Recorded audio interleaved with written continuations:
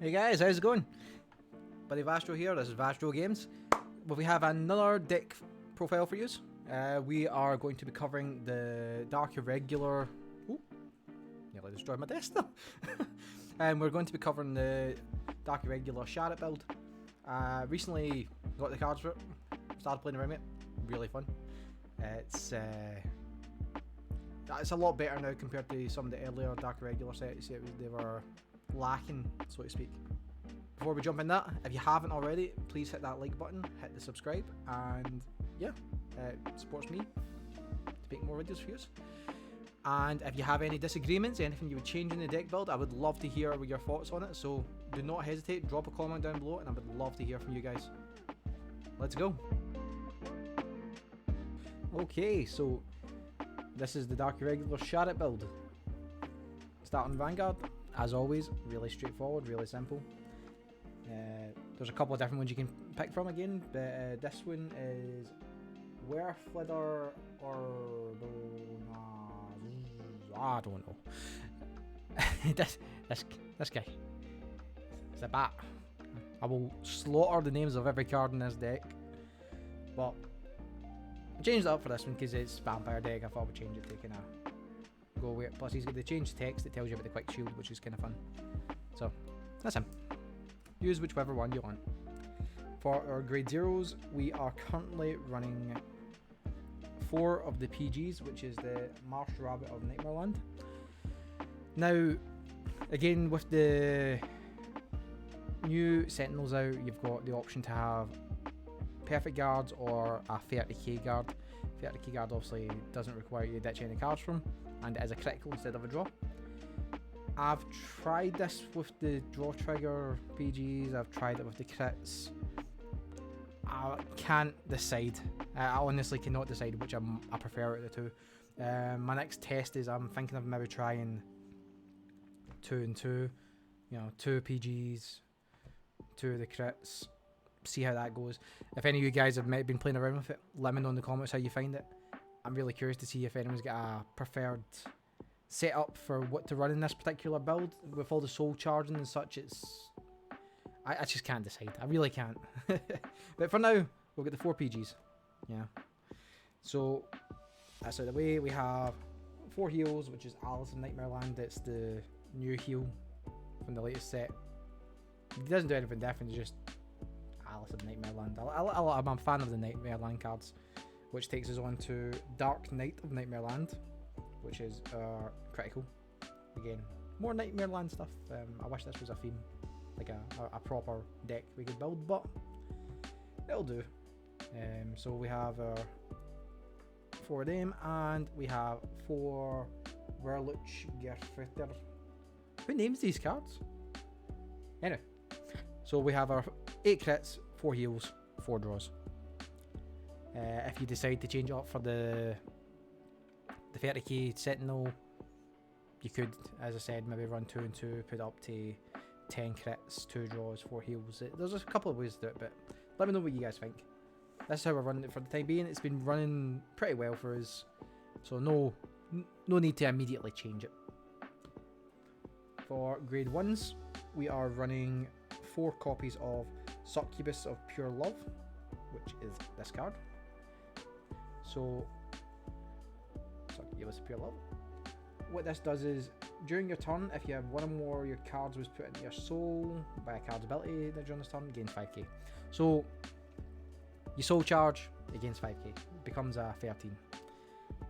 Quite standard. It's also your grade 3 searcher. So again, it has the setting ability of when placed from hand, look at the top. Look at 5 cards from the top of your deck, reveal up to 1 grade 3 from among them, put it into your hand, shuffle your deck, and if you put a card into your hand, discard the card from your hand. Same across the board, all different decks have all got grade 3 searchers now, I think. So, pretty standard. 4 of her, because you really want to see your Scharhrot. Next we have Yellow Bolt, who is amazing.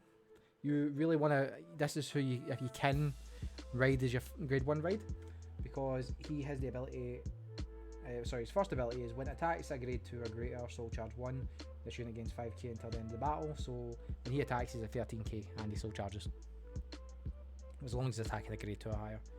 So again, pretty decent soul charge, no real cost, power boost out of it. But his second ability is when rode upon, you may soul charge 2. If you soul charge 1 or more trigger units, draw a card. So not only are you soul charging 2 cards off of riding him, you have the potential to draw a card. Again, for essentially no cost, just for riding upon him. So ideally, first ride if you can, because honestly, either of those two would be a good first ride. Search a grade 3, abilities with the rode upon, both good. The one you kinda don't want to ride, but at the same time it's not so bad if you do, is Variant's Killer Tail. Now, this is a really interesting card. I really like this. You must run 4 copies of it. You can't run 1 or 2. It's 4 copies. What she does is, once per turn, you can rest this unit and put a card from your damage zone or drop zone into your soul. If you put a card from your damage zone, put the top card of your deck into the damage zone face down. If your soul has 3 Variant Killer Tails, soul counter charge 1, stand this unit.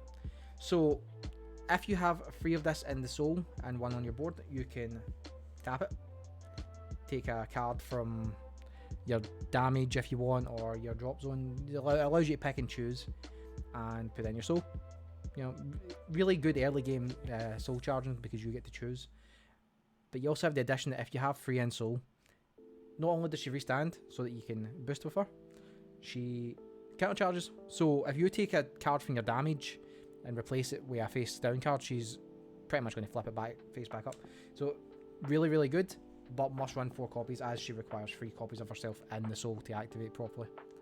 You can still put cards in without the 3 in soul, but you just don't get the counter charge or the restand off of it. So that's all the grade 1s. Moving on to grade 2, we run 4 copies of Emblem Master. So what he does is, if your soul has 7 or more cards, this unit gains plus 5,000 power and plus 5,000 shield. So he is a 14k attacker with a 10k intercept, or just it has the guard symbol. So if you guard with him from hand, he's a 10k guard. So as long as you get 7 or more in soul. And his other ability is, when placed, counterblast 1.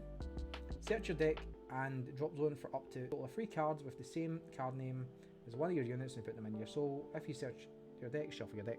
So this card sets up Killer Tail perfectly. If you can get 1 Killer Tail on the board and then play him, counterblast 1, search your other 3 Killer Tails, boom, straight off the bat. Her ability is active. You know, you can tap away, you can get your counter charges off. Open in hand, see if you see a Killer Tail in him, you're set, absolutely set. So 4 of him, because you really want that ability. And even if you don't use it for Killer Tail, it allows you to set your deck for other cards, thin your deck out, while also building up your soul.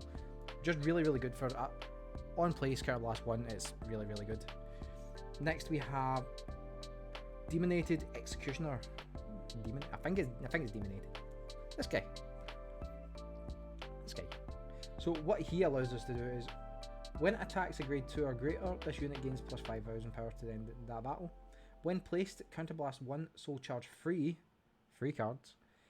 If you soul charge 1 or more trigger units, draw a card. So he's essentially Yellow Bolt, except that he doesn't need to be rode upon. He is just, when placed, counterblast 1, soul charge 3. If you get a grade 0, draw 1.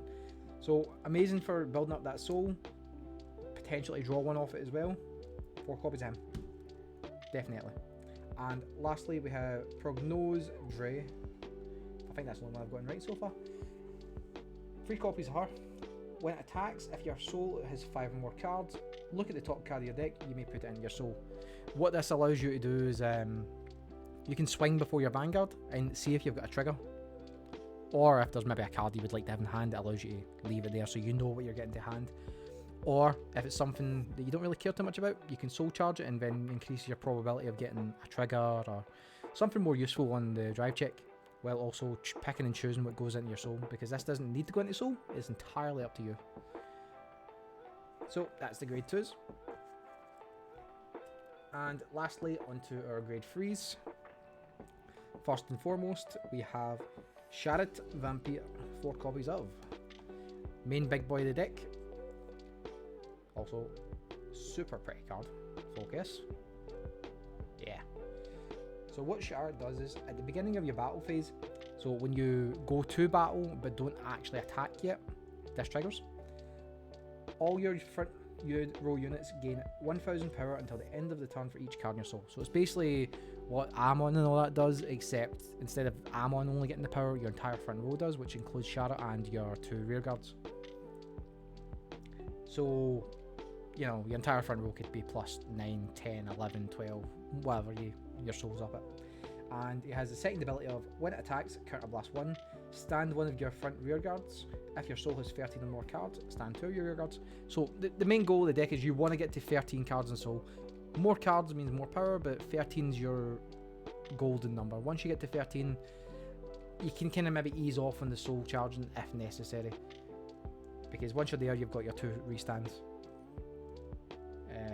And obviously it gives power to the front row, which means rear guard, massive, double attacks off them. You know, amazing. Next, we have Number of Terror, 4 copies of. Again, another really pretty card. This has the ability, when placed, if your soul has 10 or more cards, against 10k power and 10k until then turn guard. So, even though he's a grade 3, he can be ditched from your hand to guard for 10k if obviously you have 10 or more in soul. So, he's a 22k attacker. Amazing with Scharhrot. He's 22 by himself. Scharhrot gives him an extra 13 maybe. Sitting there at what? Maths is hard. 35. Attack for 35. Scharhrot attacks. Restand. Attack for 35 again. You can't really argue with that. Second ability is, when it attacks a Vanguard, if your soul has 10 or more cards, put one of your rear guards into your soul and draw 2 cards. So fire a grade 1 into soul, or if your hand's really that bad, you can put a grade 2 in the back row, swing with him, put that grade 2 into soul, draw 2 cards. It gives you major hand advantage, really good. And lastly, we have Abominable one, Gilles de Reyes, who used to be an amazing stride back in premium format. We only run 2 of him, but he is really good. Again, another, the cards in this are just so pretty. Such a pretty deck to look at. His ability is, when placed, counterblast 1, call a grade 2 or less from your soul to R. Yes, it lowers your soul number down, but it does allow you to pick and choose certain cards, or anything that would help you in dire situations. It means if you've only got him in hand, you can still get 2 bodies on the board without really struggling, you know. And his other ability is, when it attacks a Vanguard, if your soul has 10 or more cards, choose one of your opponent's rear guards and retire it. So again, you can combo him with Scharhrot really, really well, as Scharhrot will power him up, put him to maybe 25k, something like that. Swing, kill a rear guard, Scharhrot attacks, restand, swing, kill another rear guard. Just so that is the entirety of the Dark Irregular build. As I said, if you've got any suggestions, any changes that you guys would make, I'm happy to hear them. Always open to suggestions. Oh, before I forget, I personally ignore the fact that it's CEO is just what I have. I don't think I have any fancy ones yet. Nah. I like to run Protect 2 because as Scharhrot allows you to do a lot of restanding, that extra 5k power does really help sometimes. Again, you could use Protect 1, it's entirely up to yourselves. I would probably use Protect 1 if I was running 4 copies of the Crit Sentinel, but as I run the PG Sentinel, it's not really necessary, so I like to have the power. Again, let me know what you think. Thank you guys for watching. If you haven't, hit that like button, hit the subscribe, and I'll catch you guys later. Bye! Well, shit. Should I just set fire at the house? Oh no! Oh no! Oh no! Oh no! Oh no! Auto save's not on! No!